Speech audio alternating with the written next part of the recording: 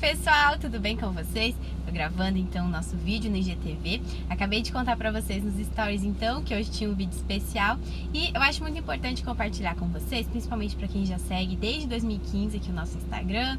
Tenho muitos amigos aqui também, então acho que chegou a hora de compartilhar com vocês mais essa etapa da minha vida. Então sim, vou casar em breve e, bom, mas eu quero compartilhar com vocês. Vocês sabem que eu sou bem discreta quanto a isso, não posto muito aqui sobre essa questão de relacionamento e tal, mas chegou um determinado tempo então que a gente precisa dar esse passo na nossa vida. E hoje eu trouxe aqui uma colinha pra vocês, que eu peguei justamente do cartório, né, do Registro Civil, pra passar algumas dicas pra quem aí nunca fez um casamento, ou mesmo não trabalha nessa área de família, né, não tem muito contato com esse assunto. Então eu vou passar pra vocês algumas dicas sobre casamento. Aqui eu peguei, né, como eu tava falando pra vocês, nessa colinha, os artigos. Então, a Lei 6.015 de 73, então, que fala dos registros, né, no seu artigo 67 a 76 vai determinar então sobre a questão do casamento. Também o artigo 9º, inciso 1º, combinado com o artigo 1525 e seguintes do Código Civil, e também o artigo 551 e seguintes do CNC, do Código de Normas de Santa Catarina, então, né?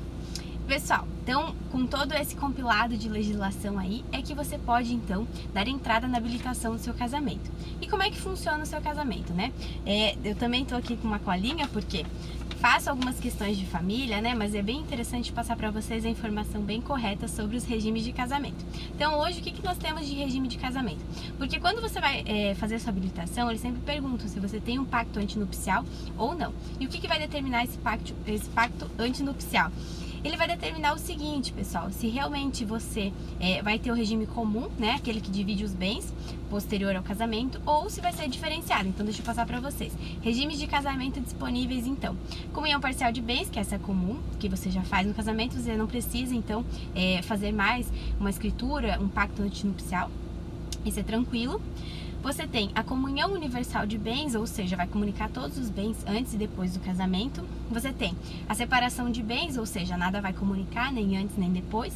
A separação obrigatória de bens, e aqui eu quero passar para vocês, que é para quem tem idade igual ou superior a 70 anos, menores de 16 anos, que dependem da autorização judicial para casar, e pessoas divorciadas e viúvas, que da união anterior deixaram bens e não fizeram partilha dos mesmos. Então essas pessoas têm que casar então pela separação obrigatória de bens. Então essas pessoas obrigatoriamente precisam elaborar esse pacto.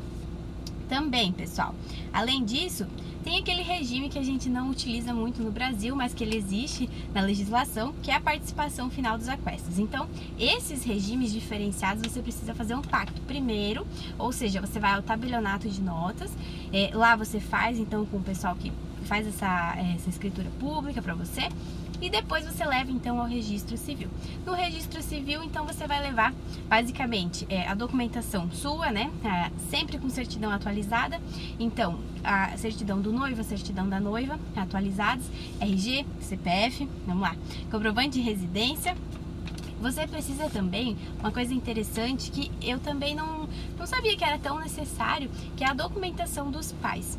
E inclusive, se eles são falecidos, também é interessante você ter essa certidão de óbito para apresentar no dia da sua habilitação. Além disso, né, como nós temos vários casamentos, tanto no religioso, né, que nós temos várias testemunhas, no registro civil não, apenas 2 testemunhas, e aí você precisa comunicar se eles são solteiros, se eles são casados, e aí, se forem casados, tem que apresentar também a certidão de casamento. Então, pessoal, passando aqui para vocês um pouco disso.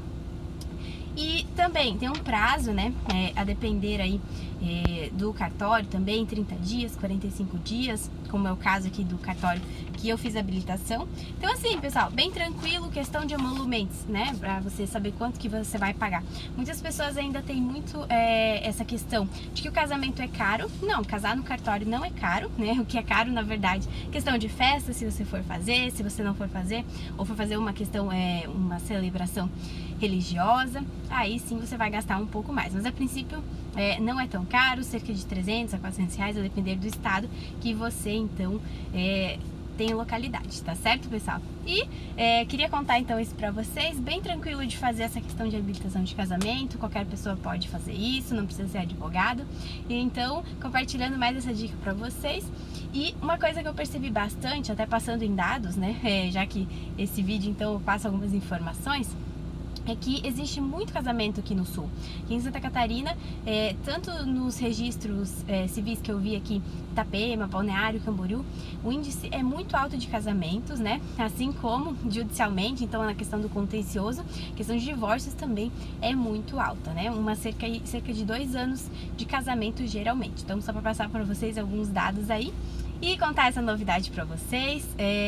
Claro que não pretendo falar, postar tudo que vai acontecer, né, pessoal? Até porque a gente tem que pensar o seguinte, que a outra pessoa não é uma pessoa que gosta de se expor, não tem Instagram jurídico, essas coisas assim, mas compartilhando então para vocês um pouco disso e essa novidade, e aguardem aí que logo mais eu posto mais alguma coisinha aí para vocês, tá certo? Espero vocês no nosso próximo vídeo, até mais!